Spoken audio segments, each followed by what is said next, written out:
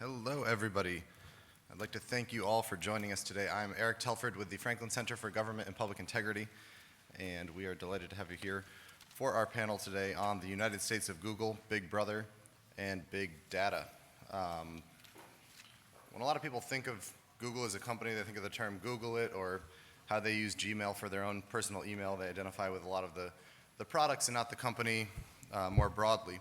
They don't think about the dangerous anti-free market agenda, public policy agenda that the company pushes, their shameless use of cronyism to advance their corporate policy priorities or pad their bottom line, or the outright theft and disregard for intellectual property and stealing of others' innovations to protect their king of the hill status as a company.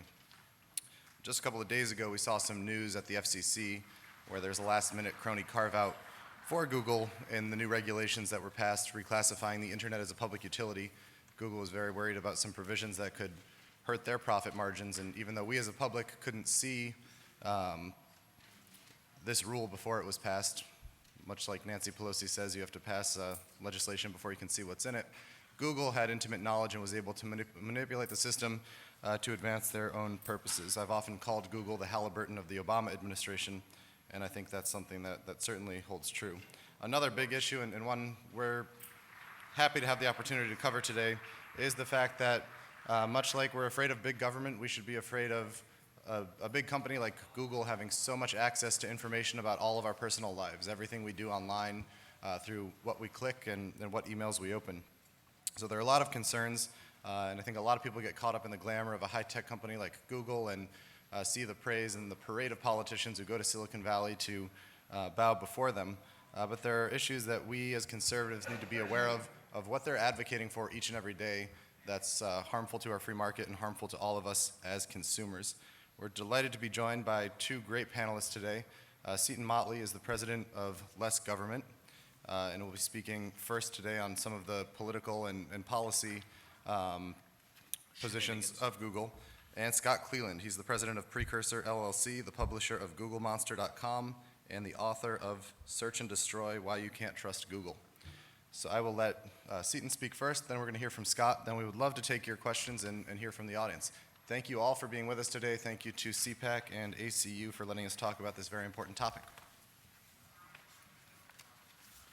Thank you, Erik. Greetings, ladies and gentlemen. Let me try to manipulate a computer I've never used before. Where are the photos? You have to open Chrome. I got it. This is not a joke. This is not photoshopped. He posed for this. Google, remember how you heard in the 2008 election and again in 12 what a phenomenal online campaign the Obama team put together. It was not Obama. It was Google. They're the ones that put it together for him. I'll go to the second picture. We'll talk about just how many people. All those people were Google executives who then went to work for the Obama administration. I borrowed these pictures from Scott. The third picture is the list, and it's pretty amazing. Let's see if I can maximize this.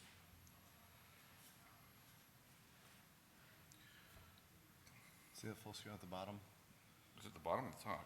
There we go. You start with Eric Schmidt, who's been the CEO of Google for 10 years. And he's been the senior advisor to science and technology for Obama, basically, since he got elected in April of 2009. You got Megan Smith, who was the chief technology officer, hired in 2014. She was a Google VP from 2003 to 2014. You've got Chief Technology Officer for Intellectual Privacy and Property. That's an interesting title for the company of Google, protecting the person who's into IP at Google is not into IP the way we're into IP. He got hired in September of this year, and those, by the way, that hire in particular is pretty important because the last 2 years you're going to see a lot of movement in Congress on whether or not we continue to protect intellectual property the way we always have. Google does not want to do that. So the fact that their IP person is now working for the Obama administration is a little disconcerting. The Chief Information Officer, Mr. Mikey Dickerson, Reliability Engineer. That's a disconcerting title, too. He got hired August of last year. But anyway, you can see, you can read them all. And of course, Andrew McLaughlin, I'll bring him up because if you'll recall, he was caught not using his whitehouse.gov email. He was using his personal Gmail account to bypass the transparency laws and conduct information with Google directly out of shop and help them out and not have a record of it on the whitehouse.gov email list.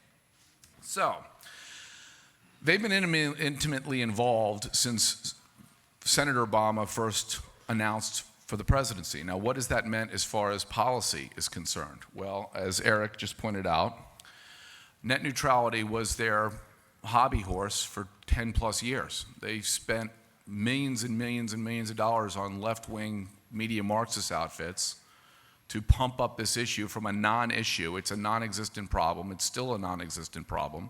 They just created the only problem that's ever existed for net neutrality by ramming through this order. But they've been funding this movement for 10 plus years. As he pointed out, and that was one of the things I was going to bring up, which is the chairman of the FCC, Tom Wheeler, who himself a Obama campaign coin bundler, refused to release the order on the Title II reclassification order. He refused, he said in Politico, he was quoted in Politico as saying, I'm not going to take any input from the 2 Republican commissioners on the FCC. But suddenly, somehow, the night before the vote, Google comes out and says, I don't like this particular aspect of the order, change it. And the chairman of the FCC said, yes, sir, would you like fries with that? And started rewriting the order to capitulate to what Google wanted done. We spoke about intellectual property. There's a patent reform bill going through now. I'm not entirely sure how much Google's involved, but they certainly will like it because it undermines the protections of patents, which are the fundamental tenet. Intellectual property is the fundamental underlying tenet of the entire technology economy we all enjoy right now.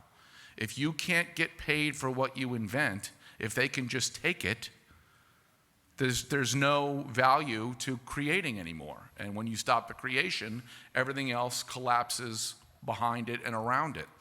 One of my favorite examples, being a writer predominantly, is they have scanned tens of thousands of books without the permission of either the author or the publishers. About 30 million books. 30 million. They want to be able to put it online and let you search it, and then, of course, collect all your data as you search for it, and, of course, no compensation to the authors or the publishers of the books. 30 million, I didn't realize it was that big. It's like the Alexandria Library online. So look, I don't mind. I don't use any Google products. My name at gmail.com does exist, but I just have it to reserve it. Unlike Republican presidential candidates, I figured out I should probably buy my domain names before someone else does. But I don't mind if a private company does what they do and you voluntarily give them your information, which you do by using Google. You don't necessarily know specifically all the things they're collecting, but you are voluntarily using their product. That's fine. Where I have a problem is, A, when the government forces companies to turn over data without any kind of warrant or any kind of process. Worse still, when a company volunteers the data to the government. And Google seems to do that on a regular basis. We talked about their online prowess, the Obama-Google nexus online for the campaigns. Rush Limbaugh, of course, refers to the low-information voters. Who has more data on low-information voters than Google? So when they are volunteering, and then, of course, the last point I'll make, and then I'll turn it over to Scott, who has the meat and potatoes on all the things they're doing. When you turn over your data to a company, that's fine. When you turn over your, again, the problem becomes, I forgot my last point, but no, you cannot have a company this entwined with government when they're this big. Because remember, the net neutrality order was all about protecting the little guy. Last time I checked, Google's doing okay. I think they're not a startup anymore. So for them to be able to rewrite the order at the last minute puts the lie to the crony socialism aspect of this is for the little guy. When government gets more involved, the little guy can't afford to compete with the big guy. And the biggest guy on the block is Google. Google's going to be the only one left standing at the end of this net neutrality order because they're the rider, they're not the builder. And there's just a whole host of, again, I'm going to let Scott get into it. They've been doing a lot of bad stuff for a long time. They're the evil empire. Their motto, "Don't be evil," is ridiculous. So, and Scott's book cover picture sums that up well. So now I turn it over to Scott. Thank you, Seton. Thank you, Seton. Thank you.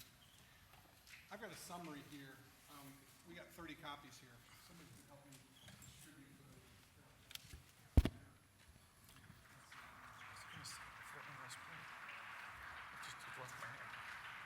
Let me go up here. Pardon me, to close this out.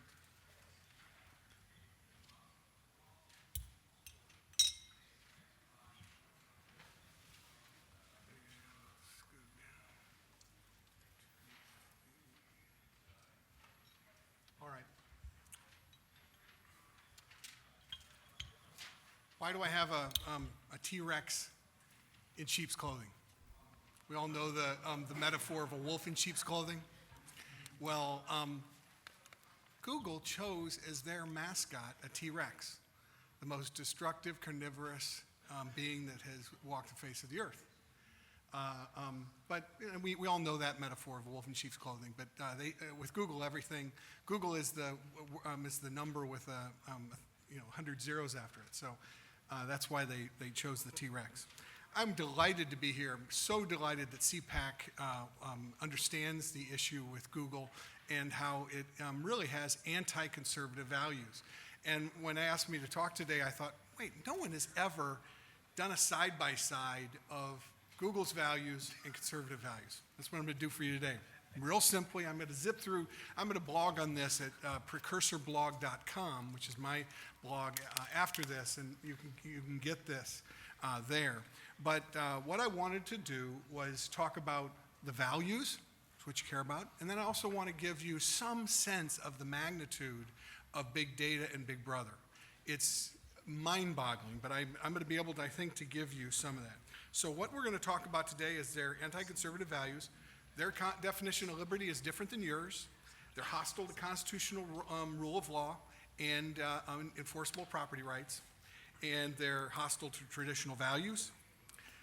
And then I'm going to talk about how Google is Big Brother Inc. And that it isn't big data, it's biggest data. They collect more than anybody else, by far. So let's get to the meat about the principles. I know that people come to CPAC are principled conservatives. Now, everybody knows Google talks about freedom and they claim to be libertarian. But Isaiah Berlin is a philosopher who basically explained there's two different visions of liberty, positive and negative. We believe in negative liberty, meaning freedom from tyranny, freedom from the government, freedom from others running in, coming into our house and taking things. So our whole concept of a freedom is to protect ourselves and be left alone. Google's concept of freedom is the freedom to do whatever it wants. It is the freedom to coerce others to take their things. Now, basically, their view of the internet is what a lot of people on the internet, a free and open internet, the utopians are, that if it's on the internet, it's there for the taking. There's no property, there's no privacy there. Well, that's Google's ideology. They define liberty as the freedom to do it to you. They don't care about your permission. They don't need it. They think your acquiescence is consent. Any lawyer in here will tell you that is not true legally. You have a right to have consent. It's like you can't enter my home unless I give you permission. You certainly can't take my stuff without my permission. The difference between sharing and stealing is permission. It's very simple.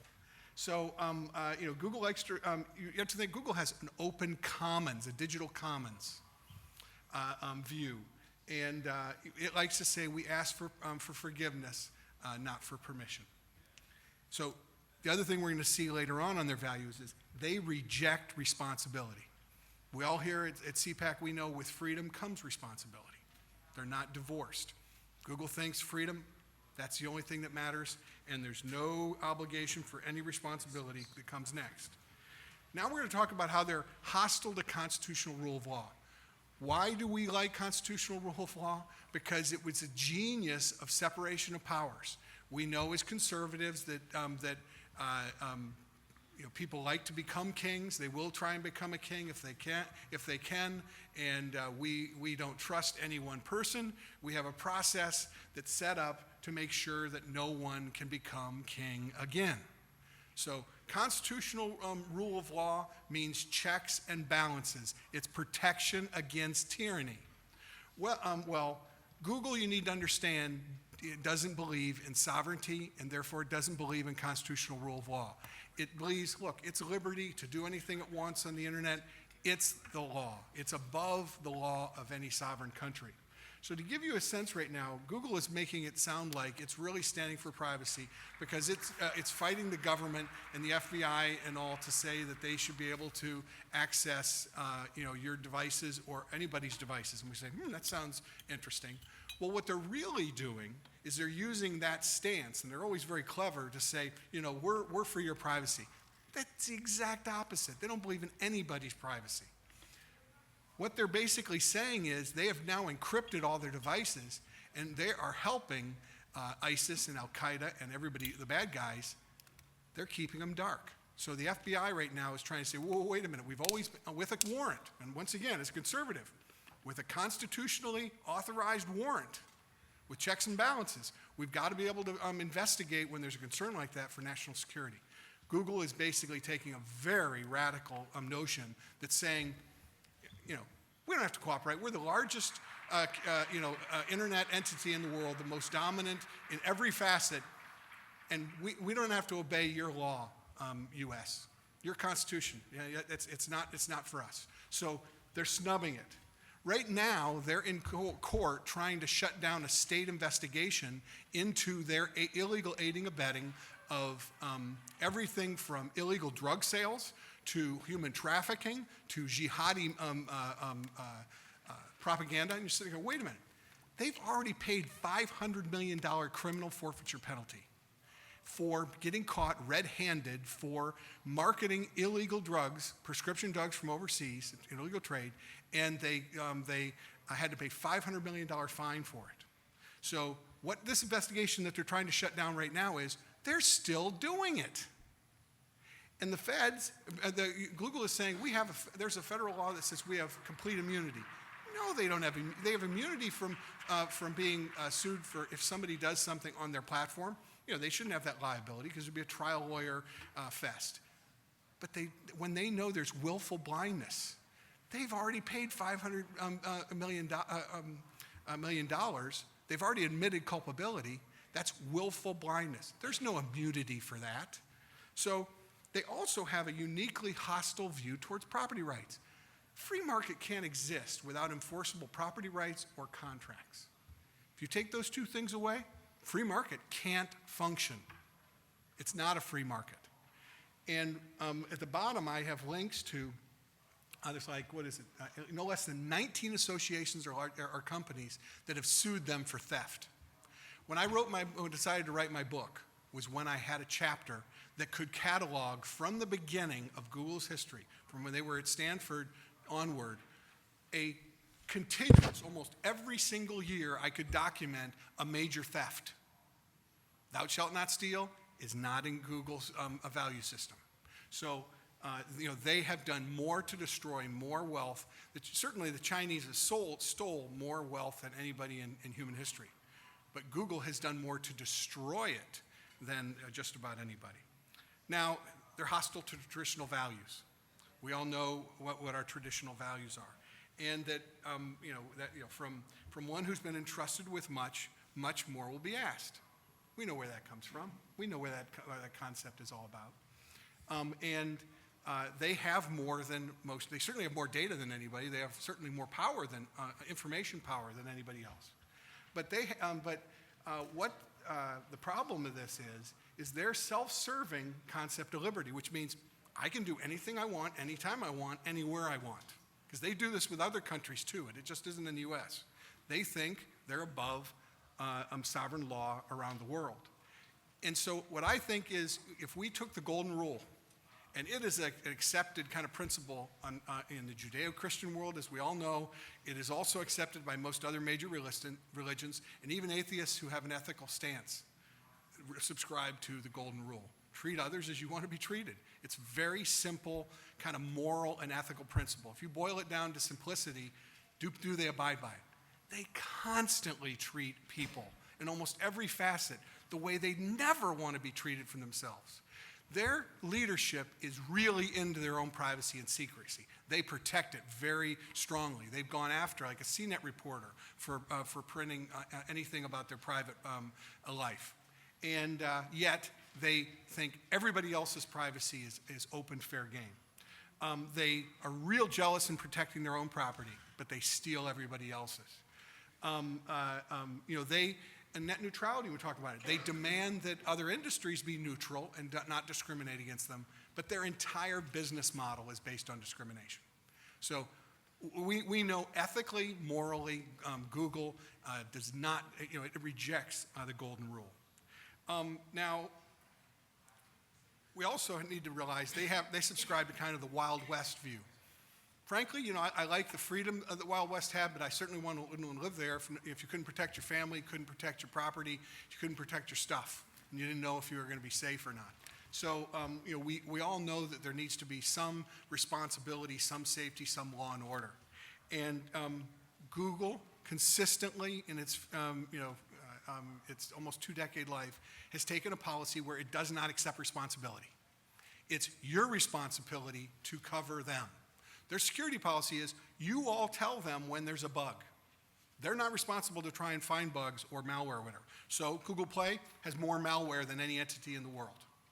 I have, on one of my sites, Googleopoly.net, I have, a list of, the recent 40 data protection and security failures. The NSA director looked at, Gmail and said, oh, it's the #1 email of, terrorists around the world. It's what they like. So they do not take responsibility for their actions. I'm not going to go any more into depth other than I've done a rap sheet of about 147 instances. This is in 13 countries, 6 continents, 34 official actions against Google. 1 was criminal, 7 on fraud, 4 on theft, 11 on antitrust, 11 on privacy, and they have antitrust investigations in 11 countries in the EU. It's not just me that's saying this. They have a global problem. I mean, they do this. It's, people are who they are. That's when I knew I had a book, when I figured out who they were, what they believed, and where they were going, and they haven't changed. Since I wrote my book, there isn't anything I have to change. They continue to do it like they did when I wrote it. Now we're going to talk about big data and Big Brother. And Orwell's 1984 is coming true. It is scary. Now, when I talk about Big Brother Inc., I am all for private enterprise, all for free enterprise, no question. However, you need to think about they have now a business and they outsource it. They have a very close relationship with the NSA. And that's where this gets problematic.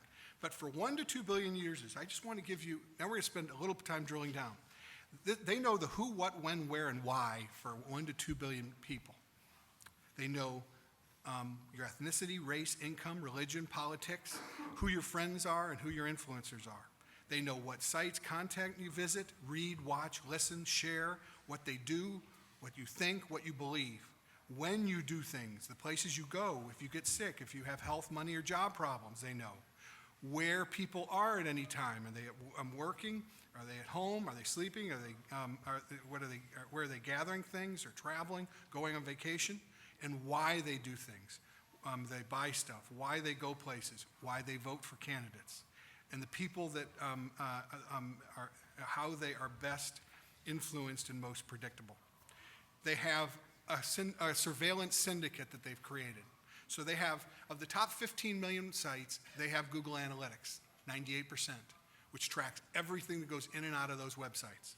They pay 2 million websites $12 billion a year to collect data on users. And 90% of digital advertisers in the world use Google, and they pay $8 billion a year to target these folks. Sir? That's all nice, and I don't disagree with you, but how is that different from, let's say, American Express or your cell phone provider? Well, that's a great question, and I'm going to show you in the next slide. And we're going to get there. Is Good timing. It's very good timing. In sense is, but what I'll start with is, on this left side is they're the only ones that have 5 billion person platforms. So search, YouTube, Android, Maps, and Chrome, you have 1 billion users.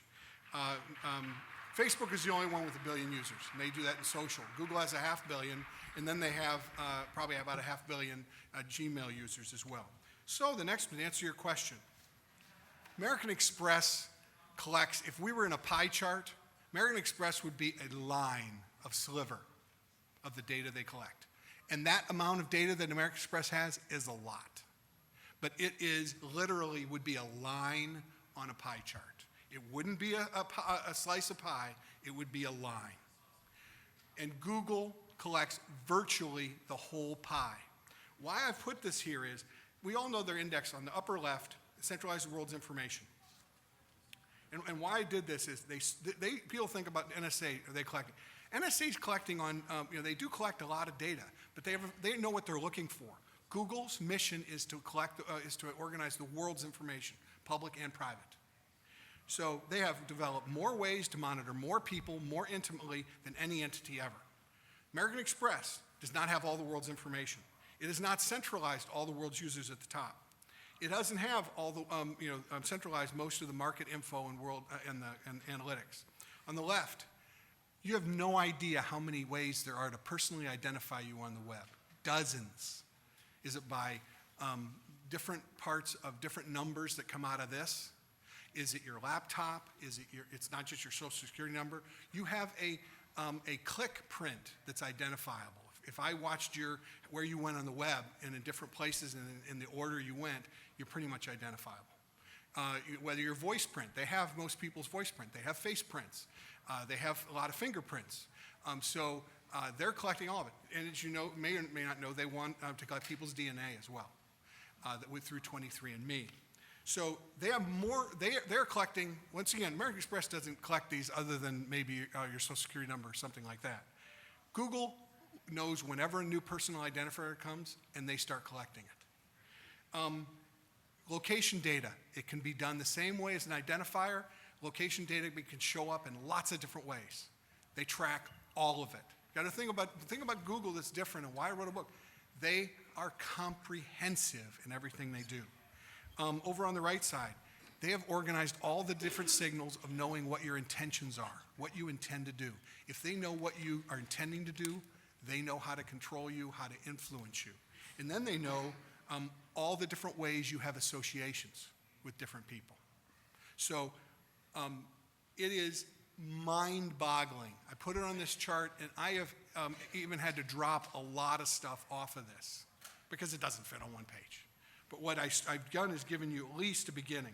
Now they also want to have that was online. They now have a physical network that they're trying to put together. I call GoogleNet. It's a little bit like you think Skynet might be someday. Have anybody watched Terminator? Oh, I'm sorry. I've got to wrap up here. So just know that they bought satellites, drones. They bought, they have Street View. They bought into Nest to take all your home automation and drop cam with Wi-Fi. And then the last slide, they are biggest data. I counted there are 43 ways Google is #1 in data collection in the world. One little stat on there, once the internet went down for about 5 minutes, traffic went down, Google went down for 5 minutes, 40% of the internet's traffic went down during that 5 minutes. That tells you how central Google is to the internet globally. So with that, I'm sorry, let's go. Quite right. So the bottom line at Google is like a crazy ex-girlfriend you can't get rid of. We have about 10 minutes left, and we would love to take any questions from the audience. Yes, in the back. Are they actually finding this data and using it or something? Well, they say that you don't need to worry because they don't sell any of it. They don't need to because they choose to monetize all of it themselves. They don't want to share it because they've got it and they know how to do it. Well, yes, and I did a piece on my blog once when they said, "Oh, we don't have any relationship with the NSA or the intelligence," and I basically excuse me, and I listed all the different times they cooperated with the CIA or the NSA. They have contracts, all the mapping. They've got the best mapping in the world. All the intelligence services use Google Maps. Google Earth was bought from a CIA-funded investment group back then. Did Josh, did you ever hand up? Yeah, I was going to just ask, or I was going to push back a little bit, Scott, because with the surveillance requests from the government, these companies have to, right? So to say that they're cooperating with the government is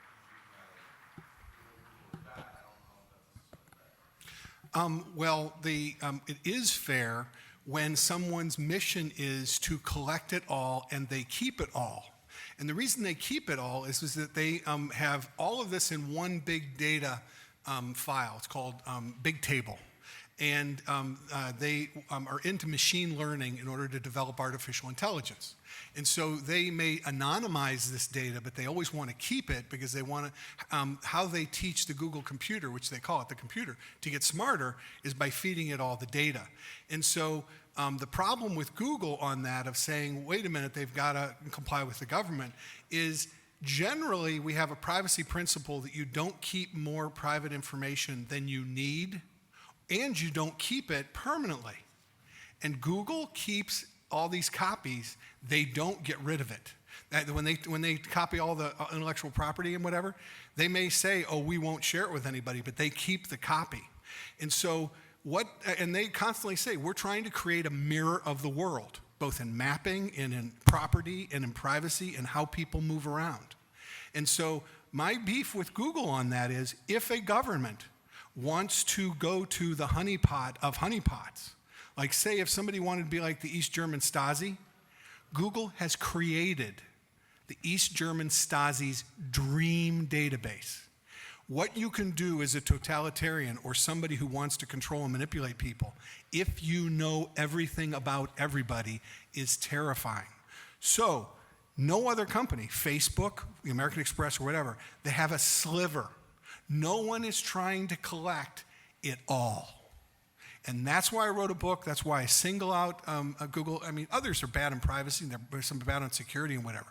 Nobody has the ambition to do it all, and no one other than Google is actually doing it, and doing it excellently. And I just want to add, look, they're a private company. If you guys want to use their products and feed them their data, my problem is they're in Obama's hip pocket or more likely vice versa. And that's when the problem becomes, because if they're going to give it to the government, especially this particular government, that's where the problems arise. And beyond that, if you just look at the fact that no other company has the protections that Google has had, there are European Union state attorney generals who are going after Google for some of their bad practices. Yep. The Department of Justice and others have rolled over completely, giving Google free rein, and not just the lack of enforcement of current laws on the books.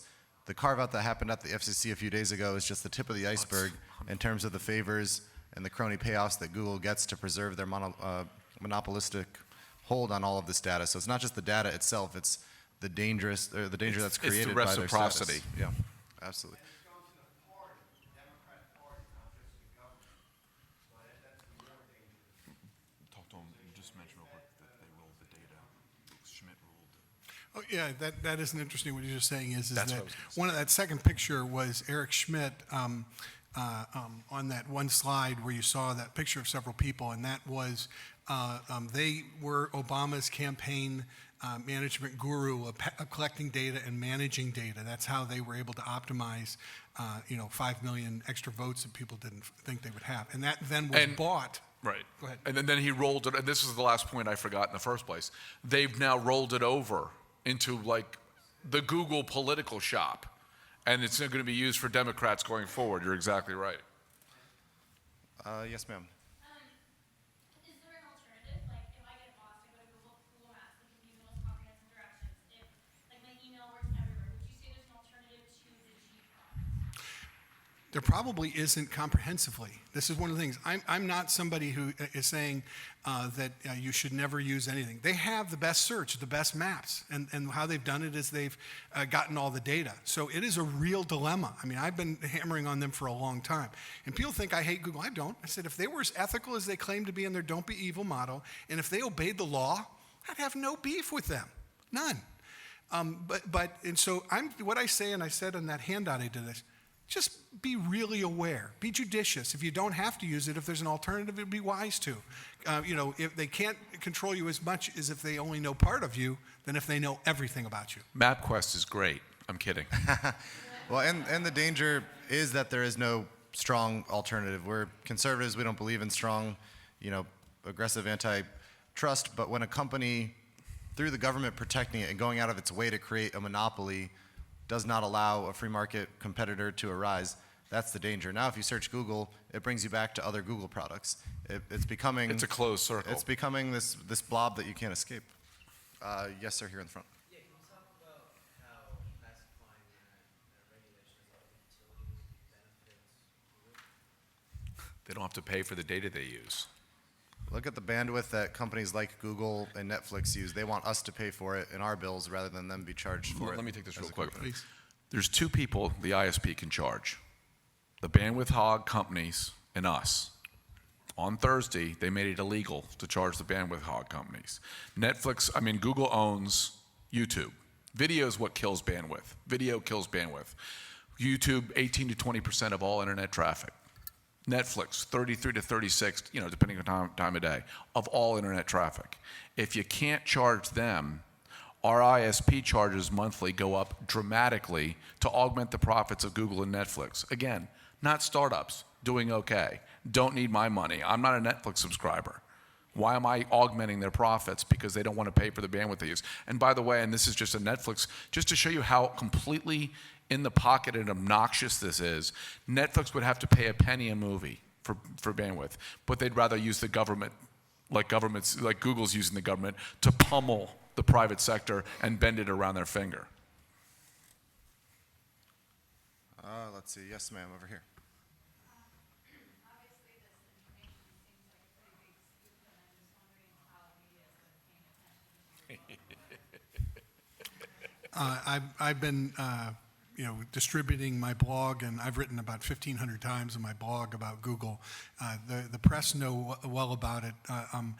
Google does a very good job behind the scenes of working people over that use my stuff or work it. So they're pretty tough. But I was happy to take them on if you don't go in the kitchen if you can't take the heat. So I'm not complaining.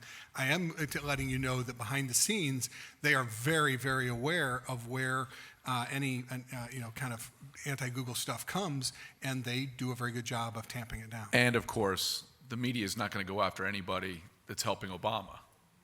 And Google's the biggest booster shot of them all.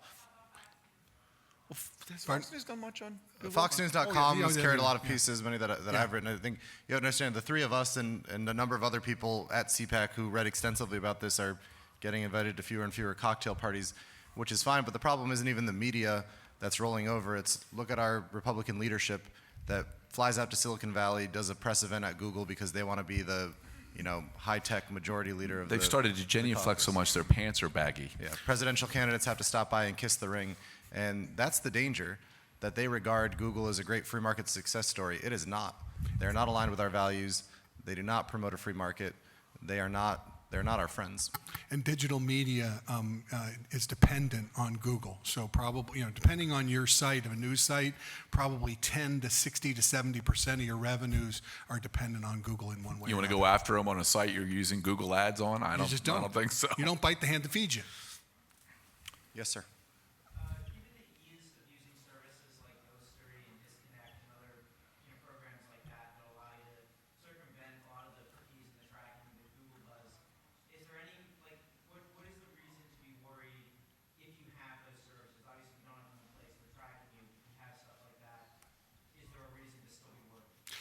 Yes, in the sense that, this isn't just a Google problem. What we have is a commons problem where the people think they have a freedom to do whatever they want to you.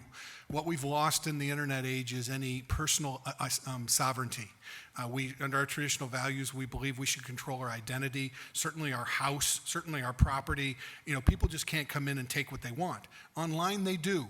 And so, and the reason I pointed out Google is that they do it orders of magnitude more than anybody else, and more pervasively, more comprehensively. And so they're just in a category by themselves.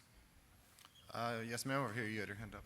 I think it's rather rhetorical, especially after what you guys have shown. And it's similar to the question from the gentleman about annex. But before this, we were all concerned about the IRS getting into Obamacare because it would be healthcare and all the information they would have, the IRS, wow, that's Big Brother. If annex is a line, how much of a slightly larger sliver is the IRS compared to all this? Oh, the IRS has some extremely high quality information, but once again, it would be comprehensive. Oh, it's sliver. It's financial, and so it is some of the most sensitive, just like healthcare information would be, and your communications data is the other thing that's most sensitive, and Google has all that. It's a bad tooth, and Google's the whole mouth. And I think so few people realize that. So thank you for being here today. Yeah. Thank you. Yes, ma'am, over here. You. Oh, sir. Okay, I was just gonna say there are certain alternatives like Go, who doesn't track you, and there's OpenStreetMaps, which are really good maps.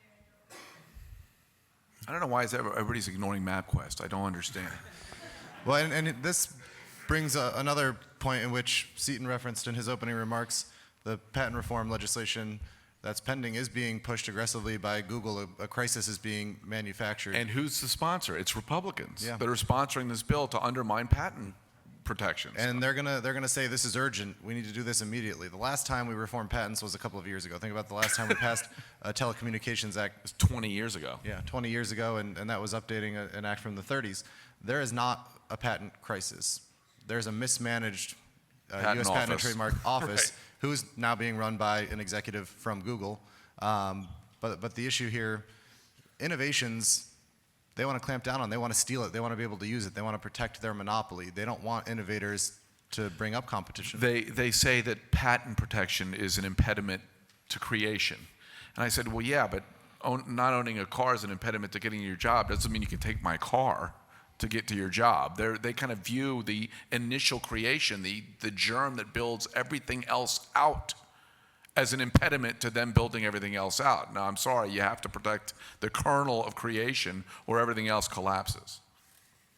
Yes, sir, up here. You guys see the Darknet as an alternative to people that are concerned about this, and I think that's growing. It is, and I would be very careful on the Darknet. The darkest, nastiest, most horrific things in the world happen there. And, I never go, the things that you can find on the internet are just horrific. Anybody with traditional values, the stuff, the depravity and the despicable stuff people do to other people, snuff films and stuff like that, and torture. So the Darknet is where people go to, it's where the drug dealers go, it's where crime goes, it's where ISIS goes, it's where Al Qaeda goes. It isn't the Wild West, it's the worst of the worst of the worst of all imaginable humanity. And so I would say any right-minded people is don't go to places where there is, such pervasive evil. The, A model for those of us that are concerned about this. I don't want to go to this evil place, obviously, but if there was a place that I could exchange information with people and not have to worry about these guys and the government, I would be all about it. That's the dilemma. It's insane over there. It's Tortuga from Pirates of the Caribbean. I've never even tried to go there. I wouldn't know how, just sitting down at my computer. Don't go there. I think .isis is one of the trending suffixes on the Darknet. Yes, sir. Maybe aware of Europe, they're contemplating the European data protection regulation. So how do you see that? Obviously, that would dismantle Google in many ways. How do you see that playing out? Well, I am a privacy hawk as a conservative because I believe in the dignity of and sovereignty of individuals. You can't, in the digital world, you can't have individual rights if you have no control of your own privacy or your own identity or dignity. So the EU in this one area, I think it's the right thing to do, where they basically have a law over there that says, and they're going to update it, that says users should be able to control their own data. If they want to sell it, they can. If they don't want to control it, they can. But if they want to control it, the law allows them to do it. And that's one area where we should have that same privacy law. And so if we just enforced existing laws with Google around the world, they would be not anywhere near the threat they are today. Yes, sir, in the back. So how does that play out in a legal forum where Google is challenged on data and comes up with the defense that it's consensual, we have voluntarily put it into the public stream, etc.? And what I described, I made up a new word in my book, and everybody teases me for making up new words, but I called it assumed acquiescence. And any lawyer will tell you that you do not have a contract unless you have consented and formally, meaningfully consented. And what the internet, this isn't just Google, but Google does it the worst, is they basically says, if I can take it and I can do whatever I want with it, and until you object, it's mine. So they've just, their problem remember we talked about the liberty, is their definition of freedom is not like ours, where it's freedom from coercion from others. They believe freedom to, which is the freedom to coerce, freedom to take, freedom to do whatever they want. It's a perverted way of looking at freedom. Which is not freedom, it's license. It's anarchy. Did we exhaust? We exhausted the questions. Peterson had either a T-Rex arm or he was trying to raise his Here's hand. one. Oh, sure. Yes, ma'am. One thing that people can do to avoid using Google and other browsers like that is not necessarily a misattributable browser, but a non-attributable browser, such as Tor, or the way it's configured, Tor does not collect the information about the user. So when you're on the internet, the information is not attributable back to the person. I know there's a lot of controversy about Tor. People can look at it and feel the way they want to. And a lot of people do use Tor, and Snowden used Tor. One thing, the underlying issue here, peer-to-peer, that's a way, that's like Google likes it, and other, the anti-intellectual property people like it, Bitcoin people like it, which is peer-to-peer. And that's the way that you can evade sovereign control and constitutional control and law and order. So it's, I know people are struggling and trying to find places to go, and I know people use Tor. I'm not going to tell you not to use Tor, but we're in a real pickle in the sense that it's not good options.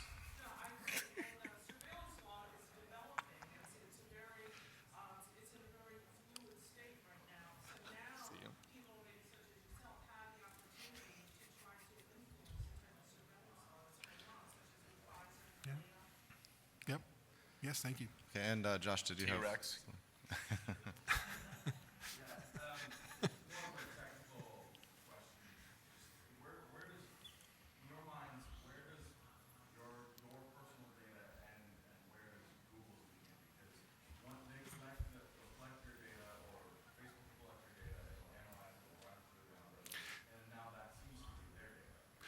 And we have three areas of law where we have privacy law. We have it in healthcare, very tough. We have it in finance. We have it for your telephone information.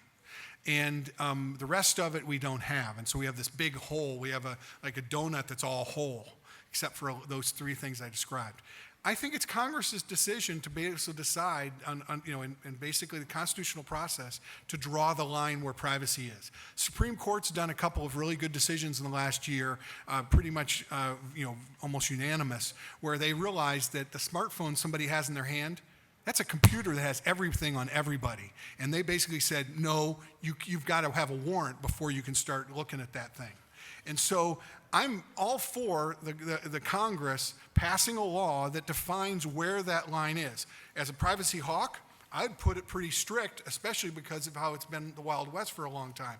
But I will, rule of law submit to if it's a fair, constitutional process. They are the ones that we have delegated to decide where that privacy line should have. But right now, Google sees no line. The only area where I will say where they are anywhere near responsible is on pedophilia. They knew that one was where they had to work at it. But they can do the right thing, and they should do more of the right thing, like they've done on pedophilia, on a whole range of stuff, like on jihadist stuff, on anti-terrorist stuff they should be doing more, on human trafficking. The teen trafficking, they still advertise on a regular basis. It's amazing. They advertise for IDs, fake IDs, and fake passports and that stuff. This stuff, they just don't curate. It's all of your responsibility to find it, tell them, and they'll go, oh, that was in our store? We'll take that down. It's just, they have a backwards value structure, and that's why, it's such a problem with them. Where's the individual responsibility? Oh, absolutely. There's tons of individual responsibility. Where is it? Not to put it out in the public stream. Well, but that's it is the way the internet is operating right now. If you have Google's view of a positive freedom, that if it's out there, you can take it. Well, that's kind of like saying, hey, you're in the public and you're walking down the street, and I can do anything I want to you when you're walking down the street. I can take your stuff. I can listen to your conversation. By the way, we still have wiretap laws. We have all sorts of things where you can't record people without their permission. So I am a big individual liberty, but it's individual liberty of conservatives, which is freedom from tyranny, freedom from the government, freedom from bad guys. And Google has a freedom view, which is our freedom means we can do anything to you in any way we want. It's We're about perverse. time, folks, just for one more question. We'll go with Baron, and then we'll make our closing remarks. Hi, Baron Soka, Tech Freedom. I missed this panel, but I was surprised that while the FCC is trying to take over the internet, Scott Cleland has decided that the real enemy isn't the FCC, it's actually Google. It's a private company that is using private companies. You missed our many ties between Google and what happened on Thursday. So my question is, Scott, given your views, the administration yesterday proposed a regulatory framework for how private companies use data that would out-regulate even what Europe has done. It seems like something that you would be very supportive of that would burden not just Google, but all the small companies that use data to innovate and drive web services. So would you support a heavy-handed European-style regulatory approach, which the Obama administration is proposing to deal with your concerns? Or would you instead support enforcement of existing American laws that are focused on real harms, such as those enforced by the Federal Trade Commission? Well, but first of all, the reason I'm here today and not talking about net neutrality, and I've written about net neutrality 16 times in the last 2 months, and it's what I've been spending most of my time, but I was invited here to talk about Google, and that's the reason I am focusing on them. What I said before you arrived was, I said I didn't have a problem with Google as long as they were as ethical as they publicly claimed to be, and as long as they obeyed the law around the world. And what I believe is that if the U.S. did enforce the law, there is a law that says you can't buy your way to a monopoly. They bought 170 companies. I basically said that, and testified on Google when they bought DoubleClick, and I said if you give them DoubleClick, they will become a monopoly. It was right.